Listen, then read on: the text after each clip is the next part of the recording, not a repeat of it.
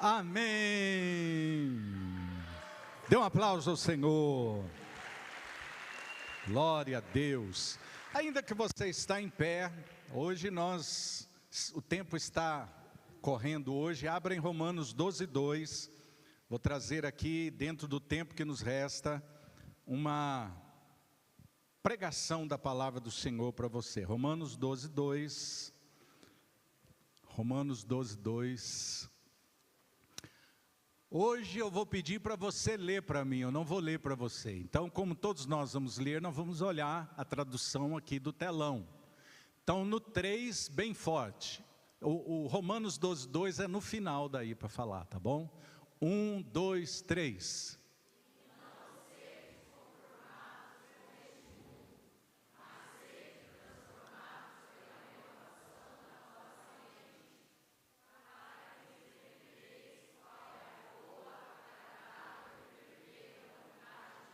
Referência?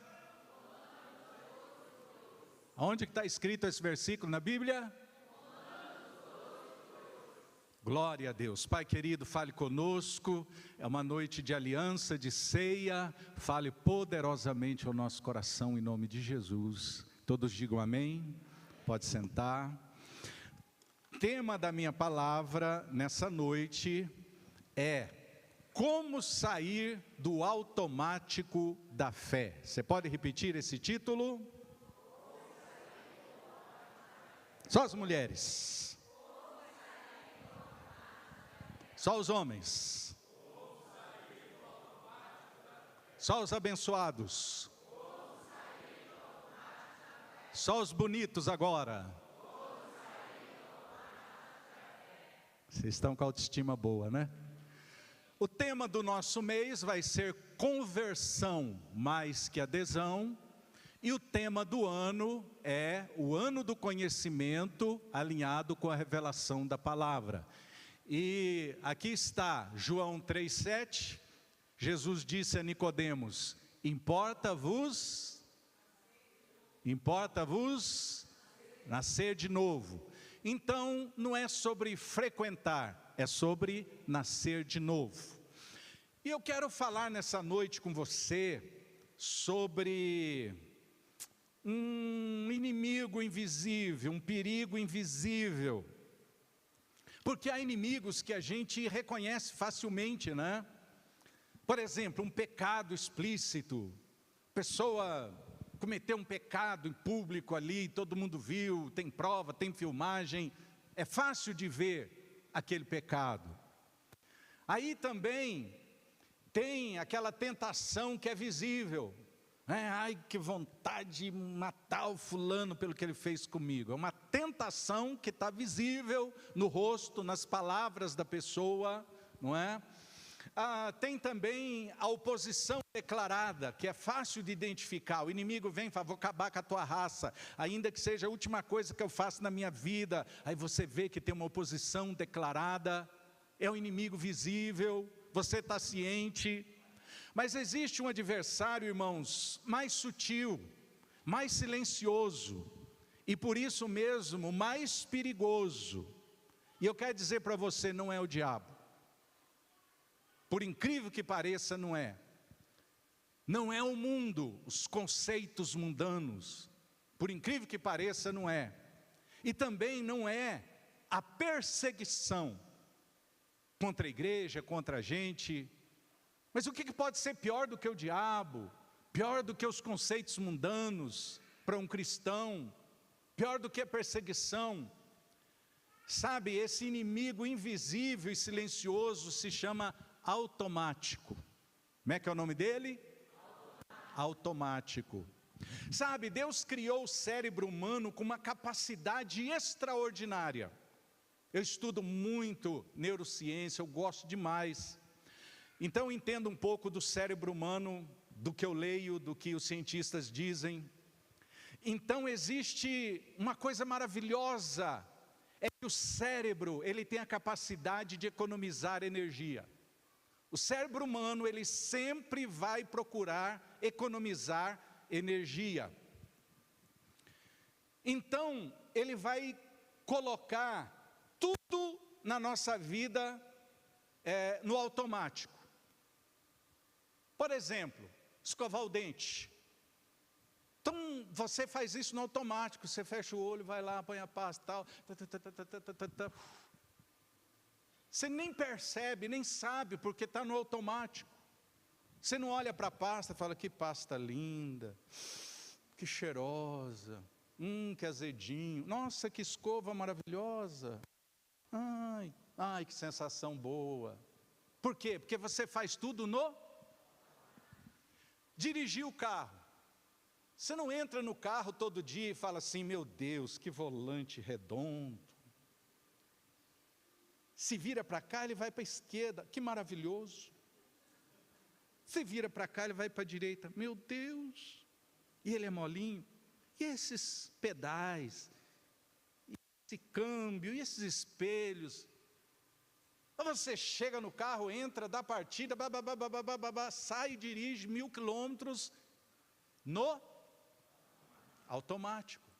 Por quê? Quem botou no automático isso? Teu cérebro. Botou no automático. Sentar nessa cadeira hoje. Se não estivesse no automático, você chegaria... O que será que é isso? Chamam de cadeira. E você fica... Meu Deus... Será que é seguro isso? Você ia fazer assim. Mas você chegou e sentou, porque está no automático.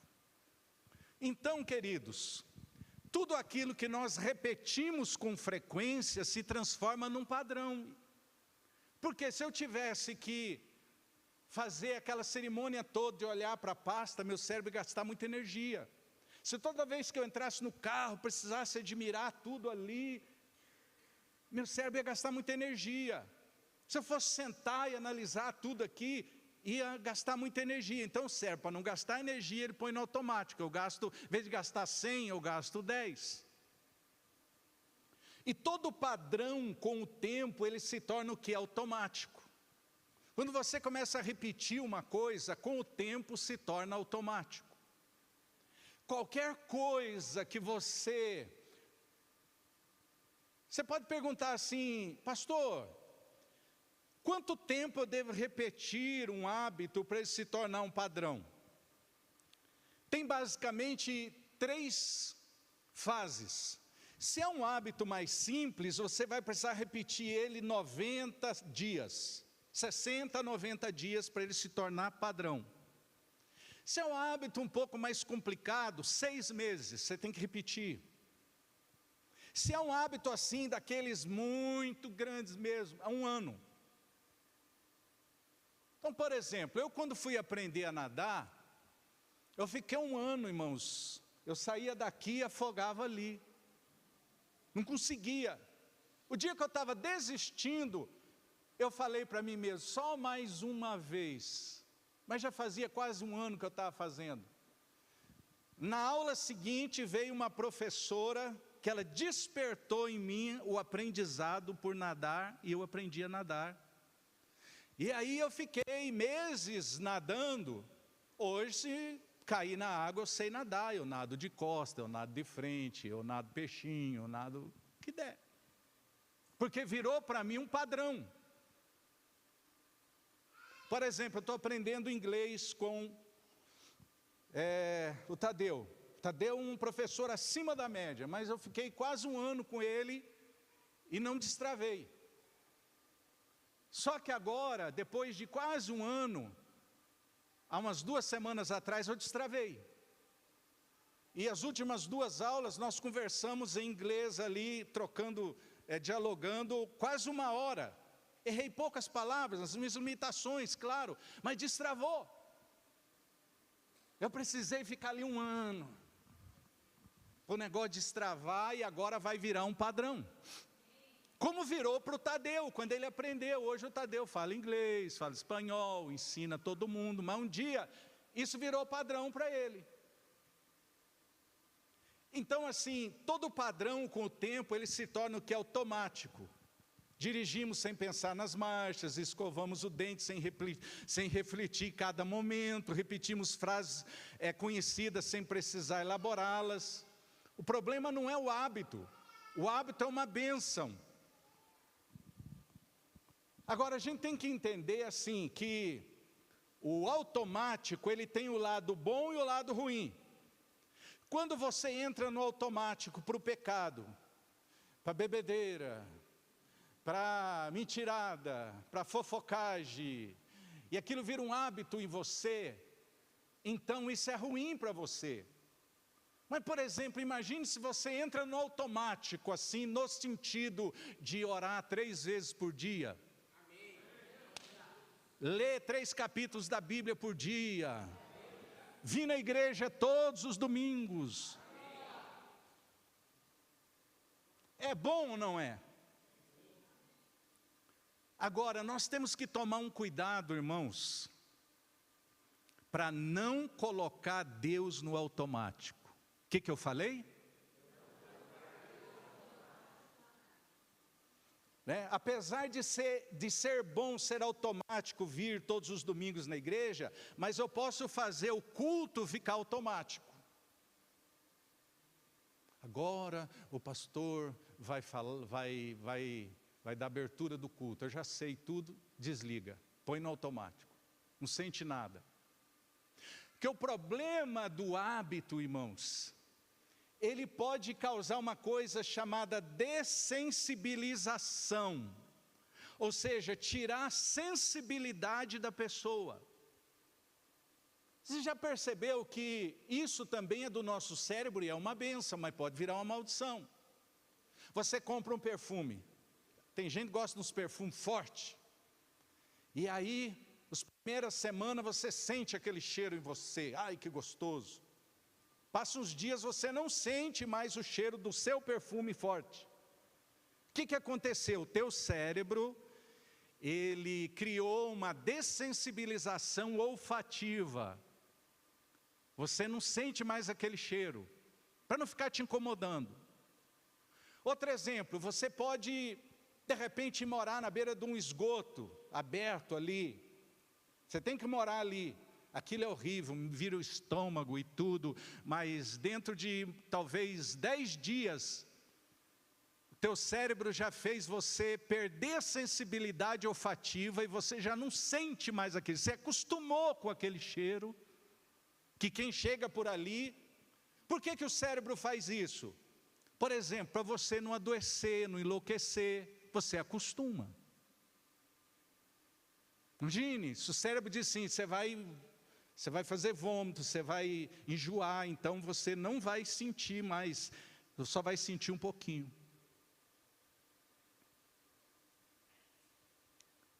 Agora isso é bom nessas situações, porque o cérebro trabalha assim, você não sofre.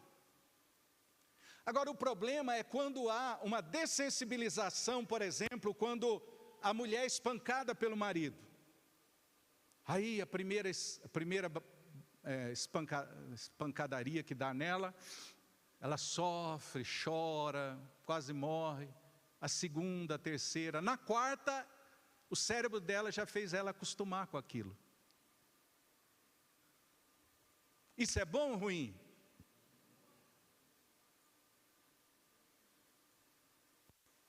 Por exemplo, a pessoa ser traída.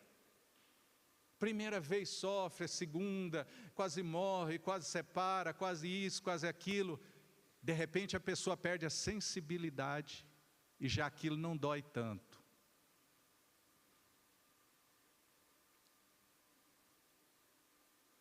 O que eu estou querendo dizer com isso, irmão? Que o que o cérebro produz é uma bênção, pode virar maldição, eu posso acostumar com aquilo. Por isso que o nosso tema é conversão.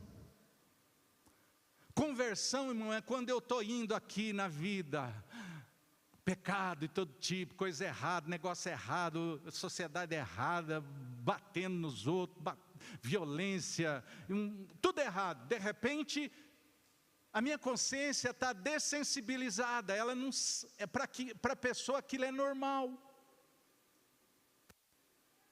Uma vez eu estava vendo uma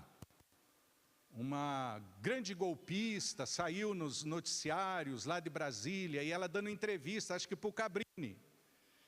E ela falou uma coisa assim, falou, Cabrini, aqui em Brasília, tudo isso que vocês falam que é roubo, que é exploração, isso é normal aqui, na cabeça deles virou normal.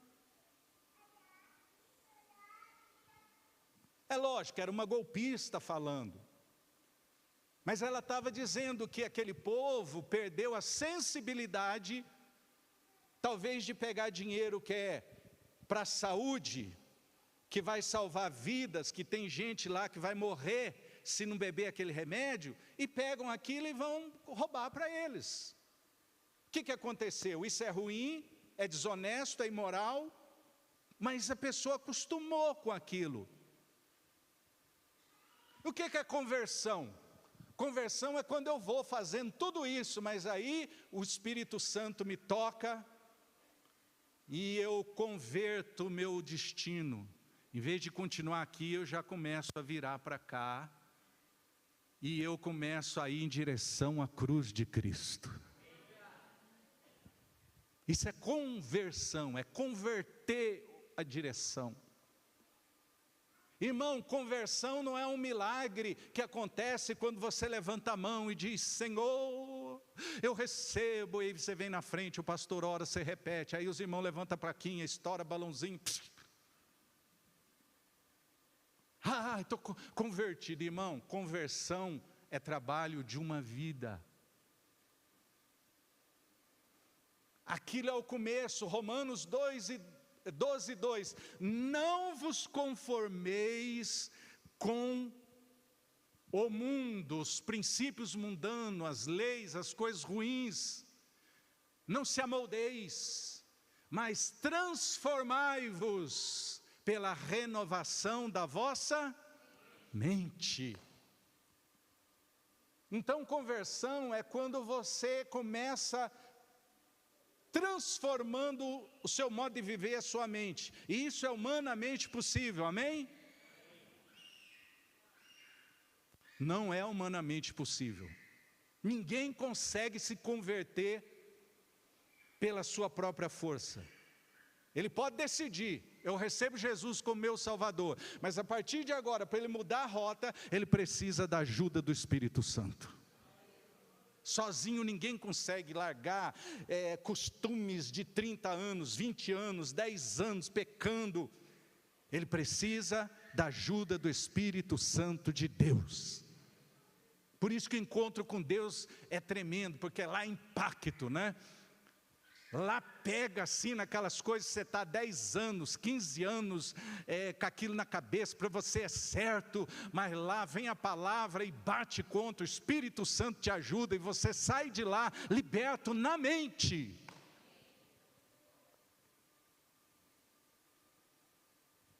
Vocês estão entendendo? Diga amém. Então a Bíblia chama isso de cauterização da consciência. A psicologia, a neurociência chama de dessensibilização, a Bíblia chama de cauterizar a consciência. Quer dizer, ficou um calo em cima daquilo, não sente mais nada em relação a pecado, coisa errada, decisões erradas, nada.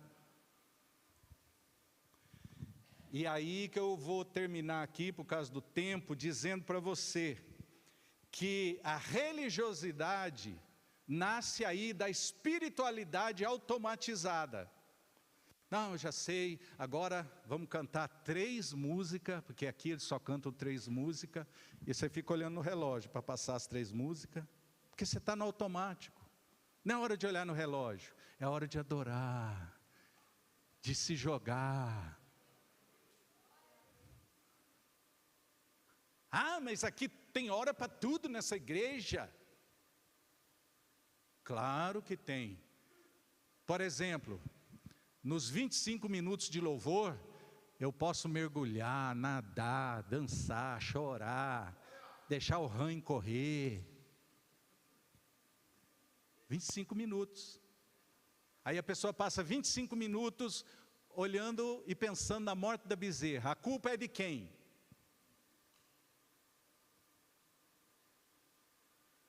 Aí vem a hora da oferta. Em vez da pessoa, agora eu vou exercer minha generosidade, aleluia, glória a Deus. Ah, apóstolo, mas todo domingo assim, essa sequência, e isso enjoa. Enjoa por quê? Irmãos, as pessoas hoje, por estarem dessensibilizadas, elas não conseguem sentir nada. Não é só na igreja, elas não conseguem sentir nada. Não conseguem sentir amor pela esposa, pelo marido, pelo filho. Não conseguem sentir pelo próximo nada. O amor entrou no automático, esfriou. O que as pessoas fazem hoje? Elas vão, se você vê as nossas, como é que fala, diversões hoje, é uma torre de 200 metros. Vou lá, pular. Deus o livre, 200 metros. Uhul! Para procurar, em 10 minutos, sentir alguma coisa que ela não consegue sentir. Ah, o saltar de paraquedas. Ah, eu vou subir uma montanha.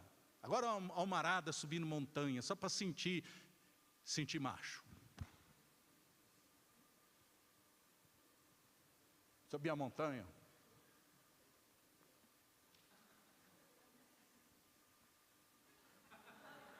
Agora eu sou homem. Ok. Não estou falando que você não deve subir a montanha, é saudável. Jesus ia no monte orar. A questão é que a gente está buscando emoção, porque a gente congelou as nossas. E aí a gente fica pulando de igreja em igreja. Ó, tal igreja tem um púlpito assim, vamos lá, que o púlpito é diferente. Eu vou olhar para aquele púlpito e vou ser curado. Agora vamos para uma igreja, porque ela reúne no cinema. Nossa, uma igreja no cinema, meu Deus, vamos lá, gente.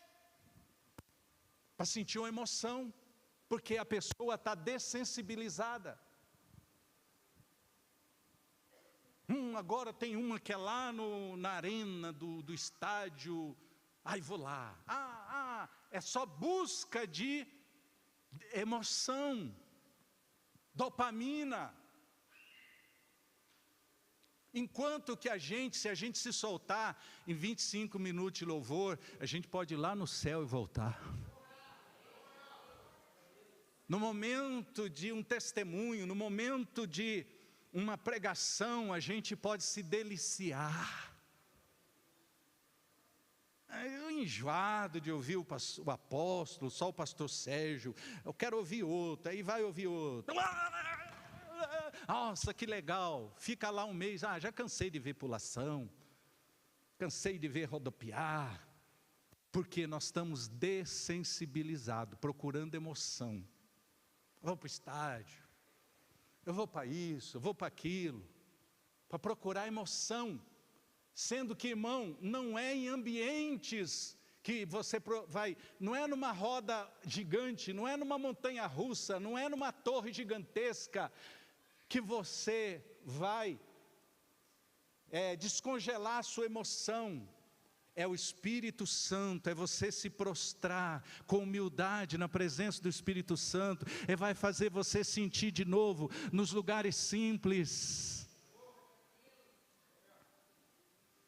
Irmãos, quando eu me converti, a gente ia em igrejinhas que não tinha nem piso, igrejinha apertadinha, não tinha instrumento, o pregador não sabia nada, mas você sentia a presença de Deus ali de uma tal maneira, que você parecia que você ia explodir. Mas as pessoas, um tempo atrás, elas não tinham essa pressão que congelou a emoção delas. Elas sentavam na varanda da casa, conversavam com o vizinho, elas tinham uma vida mais tranquila, em meio à natureza, então a emoção não estava comprometida. Hoje, por exemplo, o homem hoje, quando ele quer fazer força hoje, ele fala, vai à academia. Vai lá e...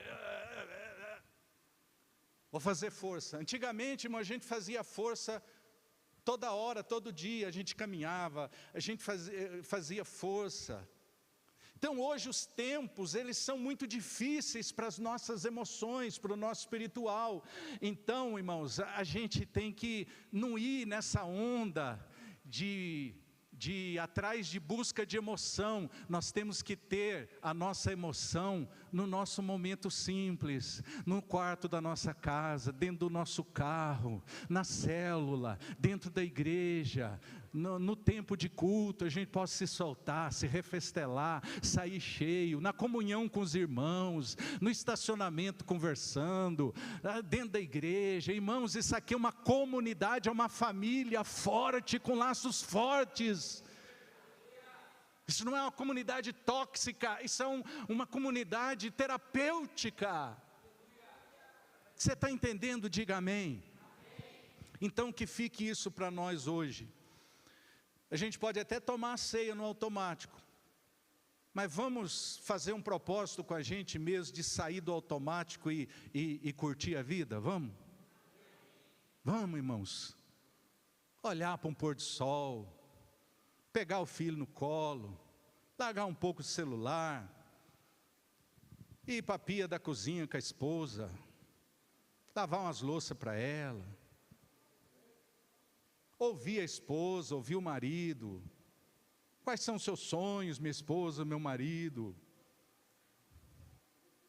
Sei lá, fazer umas coisas prazerosas para nossas emoções irem se abrindo como uma flor novamente. Amém ou não amém? Isso é importante para você? Suas emoções são importantes para você? São? Ter emoções boas é importante para você? Saudáveis? Para mim também é.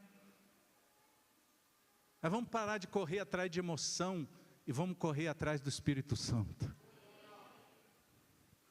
Então, nesse momento que o pessoal vai entrar com a ceia, curve a sua cabeça um pouco, o Ministério do Louvor já vai também estar se movimentando.